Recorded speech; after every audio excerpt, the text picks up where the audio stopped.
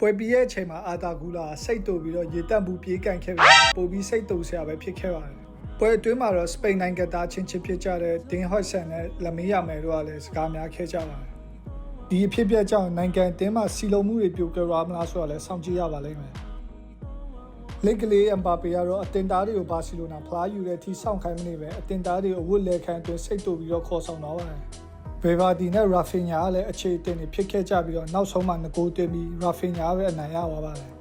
ဒါပေမဲ့လေးစားစရာကောင်းတာတစ်ခုကတော့ကာဗာဂျယ်နဲ့ဗီနီစီယက်စ်ဟာမကြသေးခင်မှာစိတ်သက်ပိုင်းဆိုင်ရာပြဿနာခံစားနေရတဲ့အရာဟိုအားပေးစကားပြောပြီးတော့အဆင်ပြေတာလို့မေးခဲ့ပါတယ်နီးပြဟန်ဆန်ဖီလီကတော့ final 6 ချိန်ကစား6ချိန်အနိုင်နဲ့ရှုံးပွဲမရှိမှတ်တမ်းအောင်ပိုင်ဆိုင်ခဲ့ပါတယ်မာကာရက်ရှ်ဖို့တော့မန်ယူကနေထွက်ခွာပြီးတဲ့နောက်မှာတော့ဆူဖလာတစ်လုံးရယူနိုင်ခဲ့ပါပြီရာဖင်ညာဆိုရင်လည်းမနစ်ကရီယယ်မက်ဒရစ်တင်ကို2ဂိုးသွင်းယူခဲ့ပြီးဒီနေ့မှလည်း2ဂိုးဆက်လက်သွင်းယူနိုင်ခဲ့ရပါ